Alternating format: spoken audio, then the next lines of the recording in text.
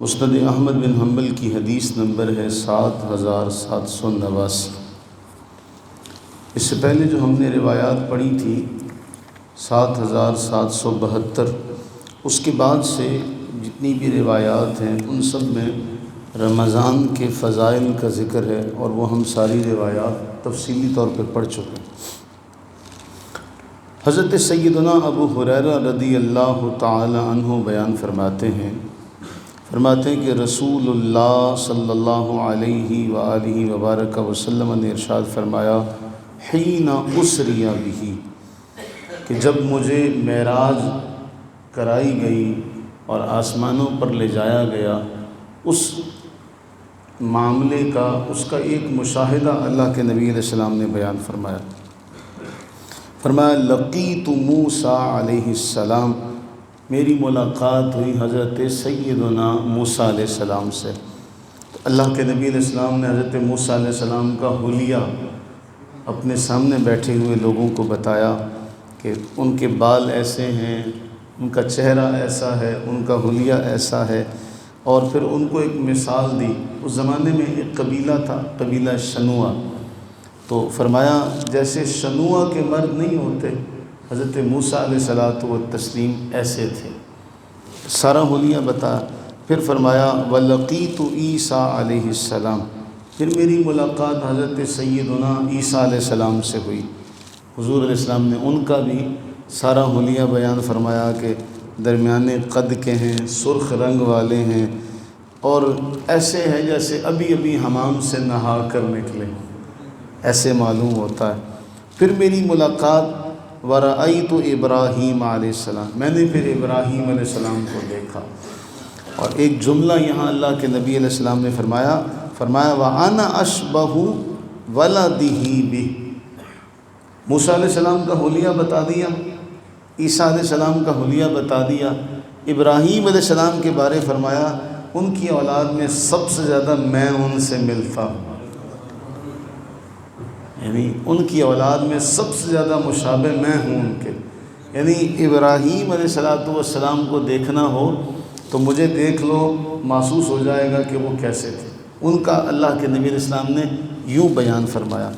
اس کے بعد حضور علیہ السلام فرماتے ہیں فَأُتِيتُ بِإِنَاءَيْنِ، دو برتن میرے سامنے لائے گئے، أَحَدُهُمَا فِيهِ لَبَنٌ وَفِي الْآخَرِ خَمْرٌ، ایک برتن میں دودھ تھا اور دوسرے برتن میں شراب تھی۔ مجھے کہا گیا خُذْ أَيِّهِمَا شِئْتَ، اے حبیب سرور عالم صلی اللہ علیہ وسلم، ان میں سے آپ جو جی چاہے پسند فرما لیں۔ حضور سرور عالم فرماتے ہیں کہ میں نے دودھ کو پسند کیا، میں نے دودھ کو پسند کیا، میں نے اس کو لیا اور پھر میں نے اس کو پیا۔ تو مجھے کہا گیا کہ آپ نے فطرت کے اوپر رہتے ہوئے آپ نے ہدایت کو پا لیا، یعنی آپ کی فطرت کی طرف رہنمائی کی گئی، آپ کی ہدایت کی طرف رہنمائی کی گئی۔ اگر بفرض محال آپ یہ دودھ نہ لیتے اور یہ شراب کا پیالہ پکڑ لیتے تو پھر آپ کی امت گمراہ ہو جاتی۔ تو اس میں دو باتیں بڑی اہم ہیں۔ ایک تو یہ کہ قرآن نے دودھ کا وصف بیان کیا ہے۔ قرآن فرماتا وَإِنَّ لَكُمْ فِي الْأَنْعَامِ لَعِبْرَةً، تم دیکھو کہ جانوروں کے دودھ میں تمہارے لیے کتنی بڑی نشانی ہے۔ نُسْقِيكُم مِّمَّا فِي بُطُونِهِ مِن بَيْنِ فَرَثٍ وَدَمٍ لَبَنًا خَالِصًا سَائِغًا لِلشَّارِبِينَ، ہم تمہیں گوبر اور خون کے درمیان میں سے ٹھنڈا میٹھا دودھ نکالتے ہیں، تمہیں وہ دودھ پلاتے ہیں، خالص سائغ، پینے والے کو صحت اور پینے والے کو فرحت بخشتا ہے، وہ دودھ ہم تمہیں دیتے ہیں، اس میں بھی تمہارے لیے نشانی ہے اگر تم اس پر بھی غور کرو۔ تو فرمایا مجھے وہ پیش کیا گیا تو میں نے دودھ لیا۔ دوسری بات یہ معلوم ہوئی کہ رسول اللہ صلی اللہ علیہ وسلم نے اس ایک جملے میں یہ بھی بیان فرما دیا میری امت گمراہ نہیں ہوگی، اور ایک اور روایت میں یہ فرمایا کہ میری امت گمراہی پر جمع نہیں ہو سکتی۔ کوئی اکا دکا کوئی معاملہ ہو، کوئی چند افراد ہو تو ایک الگ بات ہے، لیکن پوری امت گمراہی پر جمع ہو جائے، فرمایا ایسا نہیں ہو سکتا۔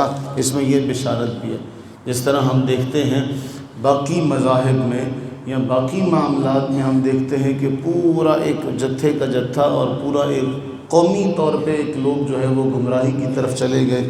قرآن نے بڑا واضح طور پر ذکر کیا کہ یہودیوں کا کیا حال ہے، نصارہ کا کیا حال ہے، لیکن حضور علیہ السلام نے فرمایا میری امت کو اللہ گمراہی پر جمع نہیں کرے گا۔ اور پھر بڑا ایک حسین معاملہ فرمایا جہاں جماعت ہو وہاں اللہ تعالیٰ کی طرف سے رہنمائی ہوتی ہے، اللہ تعالیٰ کی طرف سے تائید ہوتی ہے، اور بڑا اہم جملہ ہے اللہ تعالیٰ کا ان پر ہاتھ ہوتا ہے۔ اللہ سے دعا کریں کہ اللہ تعالیٰ اپنے محبوب کریم علیہ الصلوۃ والتسلیم کے اس معاملے پر رہتے ہوئے ہم سب کو بھی وہ دودھ والا معاملہ اختیار کرنے کی توفیق عطا فرمائے، اور ہم سب کو بھی ہمیشہ ہدایت پر استقامت نصیب فرمائے۔ آمین ثم آمین۔